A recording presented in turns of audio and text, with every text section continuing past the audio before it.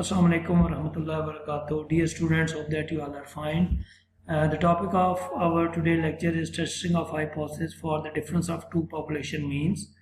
ठीक है जी, आज का हमारे टॉपिक में जाने से पहले हम ज़रा पिछले लेक्चर को रिकॉल कर लेते हैं। लास्ट लेक्चर में हमने वन मीन की टेस्टिंग पढ़ी थी, ठीक है, पॉपुलेशन मीन की टेस्टिंग पढ़ी थी, जिसमें हमने जेड टेस्ट यूज़ किया था और टी टेस्ट यूज़ किया था। और जेड टेस्ट यूज़ करने की कंडीशन क्या थी कि हमारे पास पॉपुलेशन का वेरिएंस नोन हो तो हम जेड टेस्ट लगाएंगे, और अगर हमारे पास पॉपुलेशन का वेरिएंस अननोन हो और एन ग्रेटर देन और इक्वल टू 30 हो तो फिर भी हम जेड टेस्ट लगाएंगे, और अगर सिग्मा स्क्वायर भी अननोन हो और एन भी लेस देन 30 हो, एन भी लेस देन 30 हो, तो फिर हम उस सूरत में टी टेस्ट लगाएंगे। ये आप पिछले लेक्चर को देखेंगे तो ये सारी चीज़ें रिकॉल हो जाएंगी। फिर हमने कुछ एग्जाम्पल्स के तौर पे कुछ क्वेश्चंस भी देखे थे, और फिर मैंने बुक के कुछ पेजेस आपको साथ दिए थे ताकि आप वहाँ से क्वेश्चंस को कर सकें। Right, okay. आज के लेक्चर का जो बेसिक आइडिया है उसमें बिल्कुल उन्हीं वन मीन की टेस्टिंग से एक स्टेप ऊपर है कि इसमें हमने दो मीन्स को एट अ टाइम उनकी इक्वालिटी को टेस्ट करना है। ठीक है जी।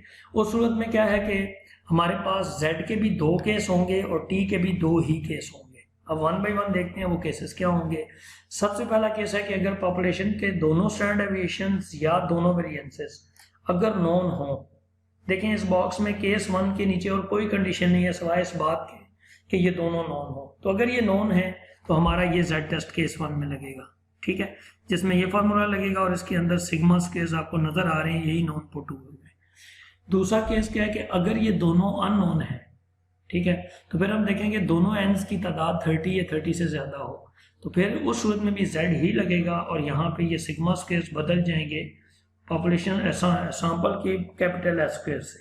ठीक है, सिग्मा वन स्क्वायर की जगह कैपिटल एस वन स्क्वायर आ जाएगा, सिग्मा टू स्क्वायर की जगह कैपिटल एस टू स्क्वायर आ जाएगा।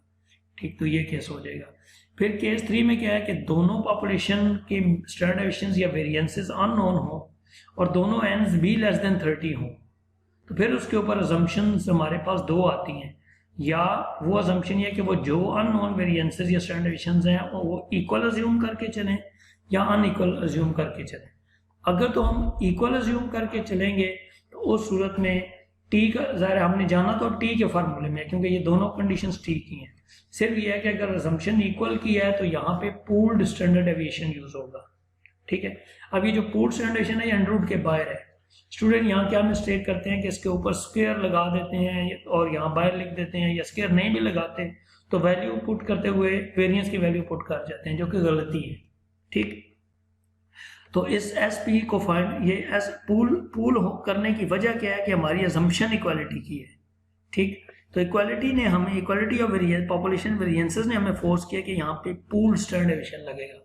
तो ये पूल्ड वेरिएंस का फार्मूला है जिसकी ये टर्म्स इन टर्म्स के बराबर हैं। ये according to situation of question जो है हम ये यूज करते हैं कि अगर डाटा x1 x2 की वैल्यूज गिवन हो तो हम बेहतर है कि हम ये समेशंस इस पहले ये इनके बराबर करके फाइंड करें। अगर सवाल में कैपिटल S1 कैपिटल S2 दिया हो इस सिचुएशन वाले सवाल में तो हम इनको यूज करके ये समेशंस फाइंड करें, और अगर दोनों स्मॉल एस स्क्वायर दिए हों तो इनको यूज करके हम ये फाइंड करें। तो खैर ये पूल्ड वेरिएंस निकलेगा, फिर उसका अंडर रूट निकलेगा तो फिर वो स्टैंडर्ड डेविएशन बनेगा, तो वो हम यहाँ पे पुट कर लेंगे और ये हमारे पास टी की कैलकुलेटेड वैल्यू यहाँ से निकलेगी। तो आखिरी केस जो है इसमें वो ये है कि ये वेरिएंसेस आपस में इक्वल ना हो। ठीक, जब ये इक्वल नहीं होंगे तो डेफिनेटली हमें इनको पूल भी नहीं करना पड़ेगा, as it is small s1 square small s2 square put करने पड़ेंगे। अच्छा, जब हम small s1 2 square small s2 square put separate करेंगे तो हमें फार्मूले में वो सेपरेट नजर भी आएंगे। ठीक, जब वो सेपरेट नजर आ रहे होंगे तो वो याद हमें आ जाएगी बात वन मीन के टी टेस्ट की। उस वक्त मैंने कहा था कि जिस टी के फार्मूले में हमारे पास एक सिंगल एस यूज होगा उसका डिवाइजर उस सिचुएशन में डिग्री ऑफ फ्रीडम होगा। मैं रिपीट कर देता हूँ, टी के फार्मूले को गौर से देखें, उसमें अगर एक एस नजर आ रहा है, ठीक है, जैसे वन मीन में वो खाली एस था, एस और अंडर रूट था, और डिफरेंस ऑफ टू मीन्स में अभी अभी आपने देखा एस पी था, तो ये दोनों देखने में तो एक है, सिंगल है ना, तो उनके जो उस सिचुएशन में डिवाइजर होंगे वो डिग्री ऑफ फ्रीडम होंगे। इस वक्त देखें कि एस पी स्क्वायर का डिवाइजर n1 + n2 - 2 है, तो इस सिनेरियो में केस 3 में degree of freedom n1 + n2 - 2 होगा, जिसके ऊपर हम टेबल से वैल्यू देखेंगे। जबकि यहाँ पे तो ये एक एस नजर ही नहीं आ रहा, ये दोनों डिफरेंट एस नजर आ रहे हैं। तो अगर हम S capital small S one square का ये जो फार्मूले का डिवाइजर ले एन वन माइनस वन, तो ये एस टू स्क्वायर के साथ अनफेयर हो जाएगा, और अगर इसका डिवाइजर डिग्री ऑफ फ्रीडम लें तो ये फिर इसके साथ अनफेयर सिचुएशन हो जाएगी। तो उसका बेहतरीन हल है कि हम दोनों को कंसेंसस के साथ साथ लेके चलें और इन्हीं दोनों से ही हम डिग्री ऑफ फ्रीडम डेवलप कर लें। और वो बड़ा आसान तरीका है कि ये वाला हिस्सा ही वो प्रॉब्लमेटिक जगह है जिसकी वजह से हमें डिग्री ऑफ फ्रीडम का मसला दरपेश हुआ है। तो आप इसी हिस्से को एक दफ़ा बड़ी सी लाइन लगा के न्यूमिनेटर बना लें और एक दफ़ा उसके नीचे डिनोमिनेटर बना लें। जहाँ न्यूमिनेटर बने ऊपर होल स्क्वायर ले लें, ये जो टर्म्स आपको ये देखें होल स्क्वायर ये लिया हुआ है, और नीचे उन्हीं टर्म्स के इंडिविजुअल स्क्वायर्स ले लें, और स्क्वायर जहाँ इंडिविजुअल स्क्वायर्स ने अपने अपने n1 - 1 और n2 - 1 से डिवाइड कर दें तो ये आपके पास डिग्री ऑफ फ्रीडम यहाँ पे बन जाएगा।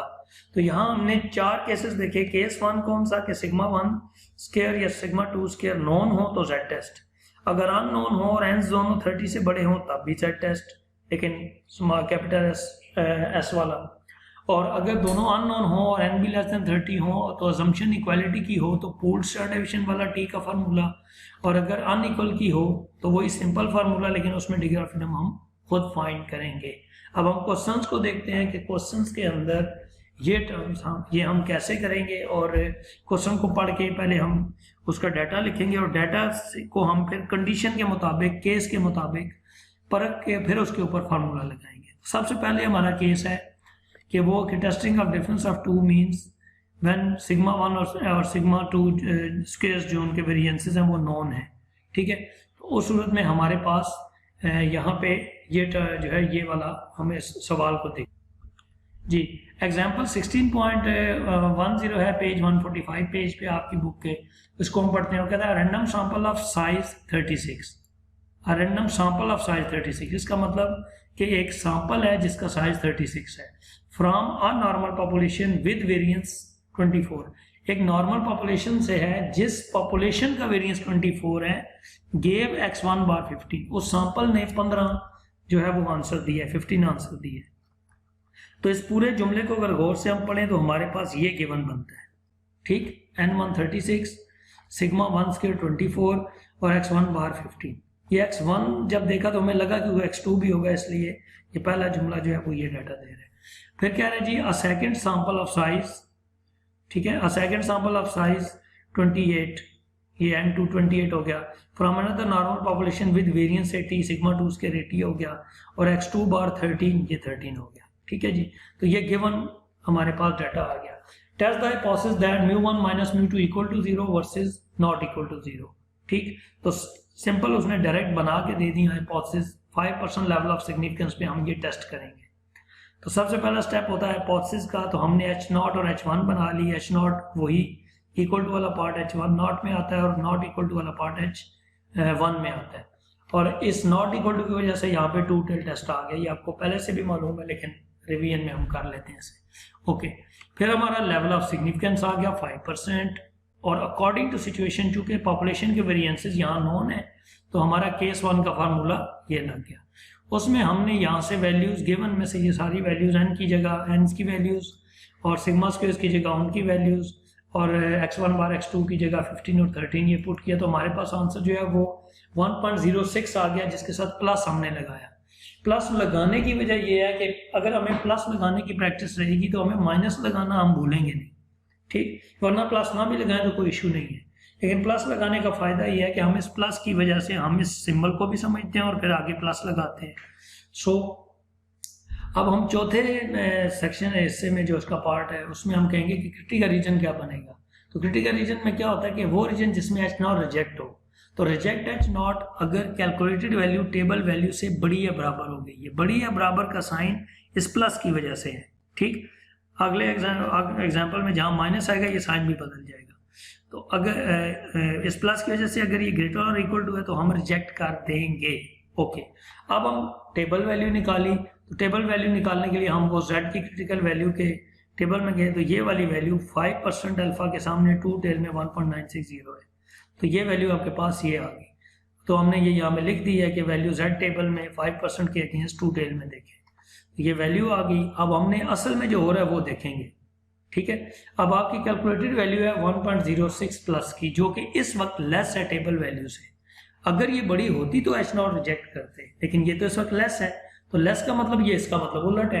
तो उलट है तो यहाँ पे क्या हुआ कि हमारी H नॉट एक्सेप्ट हो गई, यानी H1 रिजेक्ट होगी। और कंक्लूड क्या किया कि दोनों जो H1 हाइपोथेसिस है वो हमारी ट्रू है, यानी दोनों के मीन्स में जीरो डिफरेंस है। जीरो डिफरेंस का मतलब कि दोनों इक्वल मीन्स है। ठीक है जी, ओके। अगली एग्जांपल 16.11, और इस एग्जांपल में सिर्फ फर्क ये है कि इसमें आपको उसने जो है वो पॉपुलेशन वेरिएंस के साथ साथ x1 बार की वैल्यूज कैलकुलेट करके दी, यानी सब कुछ कैलकुलेटेड है। इस सवाल में अगर हम पढ़ें तो वो कह रहा है the two samples A and B detailed below were taken from normal populations of standard deviation 0.8। वो कह रहा है ये दोनों सैंपल्स जो A और B की जिनकी ये वैल्यूज दी हुई हैं, ये और ये दोनों सैंपल्स नॉर्मल पॉपुलेशंस में से लिए गए हैं। इसका मतलब ये एक पॉपुलेशन नहीं थी, इनके पीछे दो पॉपुलेशंस हैं, और उन दोनों पॉपुलेशन के स्टैंडर्ड डेविएशंस 0.8 हैं, इस वक्त नॉन स्टैंडर्ड डेविएशंस हैं। ठीक है, ओके। तो इसका मतलब है कि अगर हम इस सवाल को देखें तो हमारा N1 जो है वो 7 है, N2 8 है, और दोनों के जो स्टैंडर्ड डेविएशंस हैं वो 0.8 है, जिनकी वजह से उनके वेरिएंसेस 0.64 है। ठीक हो गया। उसी तरह वो कहता है कि test whether the difference means is significant. Very simple, कि μ1 माइनस μ2 इक्वल टू 0 और नॉट इक्वल टू। जब उसने कोई खास डायरेक्शन नहीं मेंशन की तो simple plain two tail test होगा।